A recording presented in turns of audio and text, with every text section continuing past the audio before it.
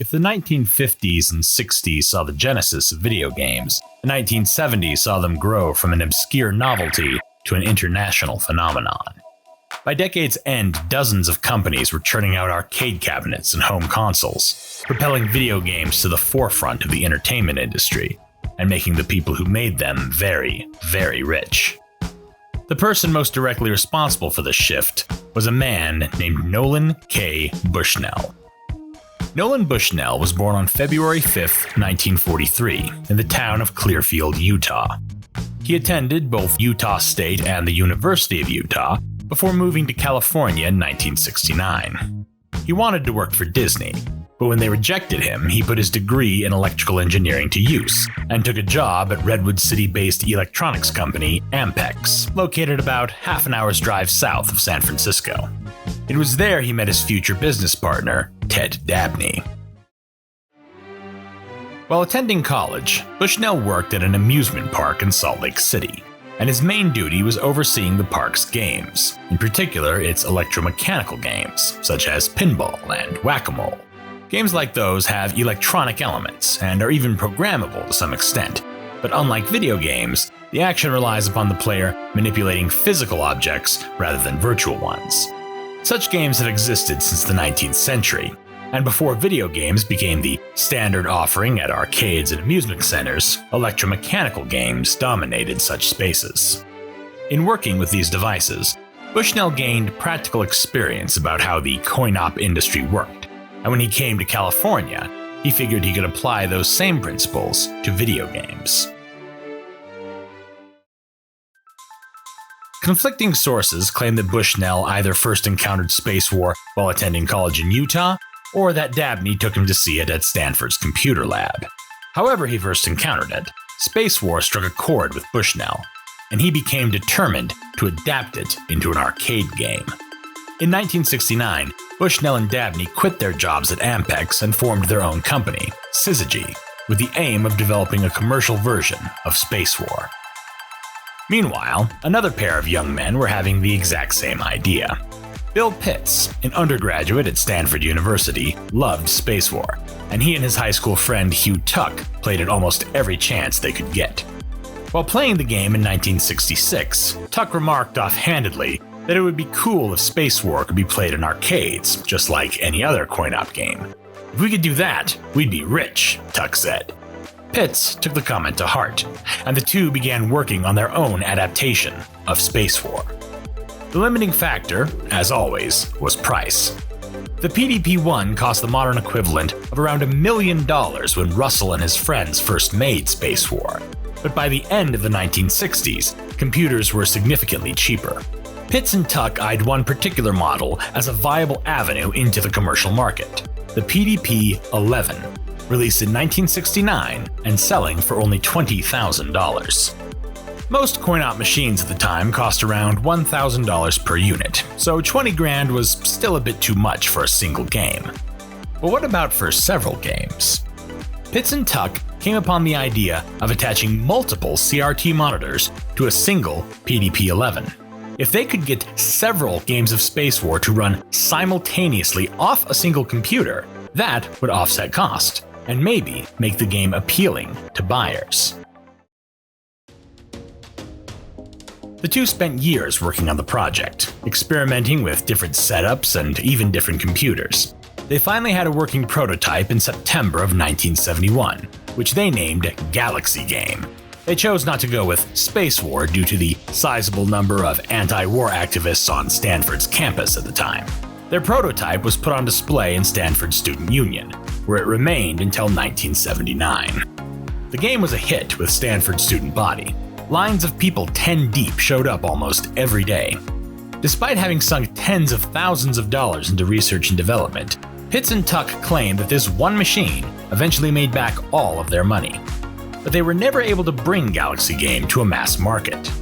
The idea of having one computer run several games at once worked, but not very well. They could only get 2 games to run simultaneously without an unacceptable degree of lag. Nevertheless, Galaxy Game remains an important milestone. Pitts and Tuck's prototype was, in all likelihood, the world's very first functional video game cabinet, and it is now on display at the Computer History Museum in Mountain View, California.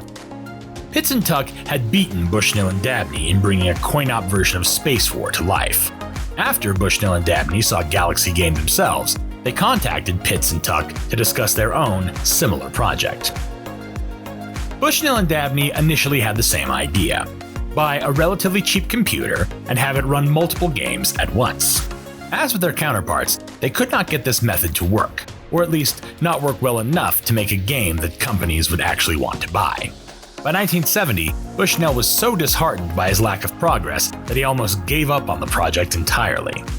But then, he had a eureka moment. What if, instead of buying a computer and having it play Spacewar, he built a custom piece of hardware that could only play Spacewar? Not a computer that could play a game, but something specifically designed only to play a game. Even the cheapest computers at the time cost the modern equivalent of around $50,000. But Bushnell's idea could be achieved with just a few relatively inexpensive components: a circuit board to house the game's data, a CRT monitor for display, a coin slot, a few basic controls, and a cabinet to house the entire thing. Bushnell's idea worked, and his method of building custom circuit boards that served the sole function of playing one video game became the standard method by which arcade games are manufactured to this day. Adapting Spacewar to this new format required the pair to drastically reduce its complexity. No more central gravity star, no more realistic momentum and trajectory, no more two-player. Bushnell and Dabney's game would be a one-person experience, with the player fighting against a pair of AI-controlled flying saucers. It was essentially a cruder version of Asteroids. Instead of lives, players were given a period of time set by the operator to outscore the computer, and were rewarded with a free game if they did so. Upon seeing Bushnell and Dabney's work, Bill Pitts thought it was interesting, but overall he was unimpressed. I was very impressed by Bushnell's engineering skills, but our game was absolutely true to Spacewar. It was a real version of Spacewar. Nolan's thing was a totally bastardized version. I felt they weren't going to be competition for me. In a sense, Pitts was right. His version was much more accurate to the original Spacewar, but Bushnell's was more commercially viable. Nolan was much more of a businessman than I was, said Pitts. His emphasis was to take Spacewar and try to drive it down a business path, whereas I was trying to drive it down a geek path by being honest to the game. Regrettably, I could not find any hard figures about how much it cost to manufacture one of Bushnell's and Dabney's Spacewar machines, but the price was sufficiently low that in 1971, an electronics company called Nutting Associates agreed to manufacture it. Nutting Associates was a relatively small company, founded in 1967 by a man named Bill Nutting. In the early 60s, he had invested in a company that made educational systems for the military. One of their products was a multiple-choice quiz machine that would show slides and film clips to trainees, and then prompt them to push a button corresponding to the correct answer. Nutting thought such a device might work as an electromechanical game, and in 1967 he adapted it into an amusement device called Computer Quiz. Nutting Associates sold about 4,400 units of Computer Quiz, and 3,600 units of an almost identical game called IQ Computer. This was at a time when selling 2,000 units of any coin-op machine was considered a success. By total coincidence, Bill Nutting and Nolan Bushnell had the same dentist, and through him, they arranged a meeting. Nutting Associates agreed to manufacture and distribute the game, which they dubbed Computer Space, keeping in line with their established naming system. In exchange, Nutting Associates would receive 5% of all profits. Bushnell and Dabney's first prototype was housed in a basic wooden cabinet, not unlike Bear's brown box, but their final version had sleek, futuristic housing made of fiberglass, with many different colors and texture patterns available. It was a striking design, and even made its way into the 1973 movie Soylent Green, thus marking the first time a video game ever appeared on film. In October of 1971, Nutting Associates displayed 4 computer space cabinets of varying colors at the Music Operators of America, or MOA, Exposition, a convention wherein makers of jukeboxes, vending machines, and other coin-op devices showed off their wares. Everyone agreed that Computer Space was a new and exciting product, but its potential to make money was somewhat in question.